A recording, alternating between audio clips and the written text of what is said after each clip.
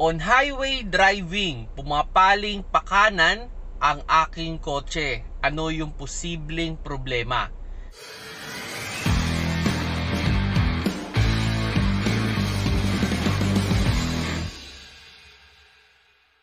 Hello mga paps, I'm Kuya Shane at yun meron na namang na-comment sa atin na isang problema na pag siya daw ay nag-highway driving, pumapaling pakanan yung kanyang sasakyan. Ano daw ba yung mga posibleng problema sa kotse niya, no? Well, maraming component yung pwede nating i-check kung sakali mang pag tayo ay tumatakbo ng mabilis, binitawan natin yung manubela o hinold lang natin ang pantay yung ating manubela pero parang pumapaling siya pakanan o lumiliko ng kusa.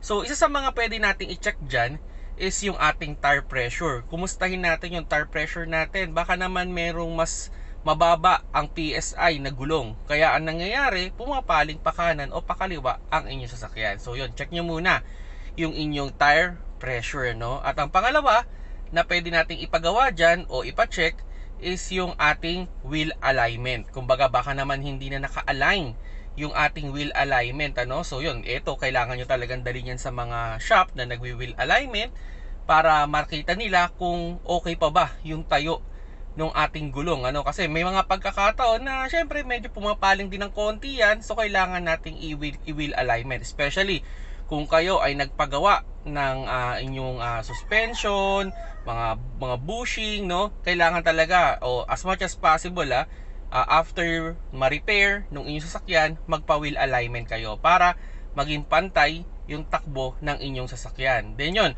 isa rin sa mga posibleng problema dyan pwedeng yung inyong mga bushing o yung mga nasa lower arm, yung mga ball joint o yung mga goma dyan, baka naman punit na o sira na.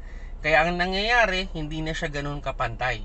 Pwede rin sa sa mga shock, pwede rin dun sa shock mounting. Actually, maraming problema, maraming posibleng problema. Pero ang pinakamaganda dito, if ever na na-experience ninyo yung pagpaling ng inyong sasakyan, dali nyo sa pinaka malapit na shop o mga trusted shop na sabihin natin specialized dito sa mga ganitong scenario. Actually, pag kayo naman ay nagpa wheel alignment pwede naman yung ipa-evaluate kung check niya kung ano ba yung problema, at for sure naman most of the wheel alignment shop gumagawa rin ng ganyan. So kung sakali mang may problema, like for example bushing, yun, palitan mo yung bushing. Kung ball joint. So depende do sa magiging diagnostic nung shop na pupuntahan ninyo, Kaya kung sakali man na na-experience niyan, tire pressure muna, then try niyo pa magpa-wheel alignment. Kung hindi madadaan doon, well, maybe may something wrong, at mas maganda ipa-evaluate nyo yan dun sa mga shop na specialized din dyan sa mga ganyang klase ng problema. Kung nagustuhan nyo yung video, paki-like,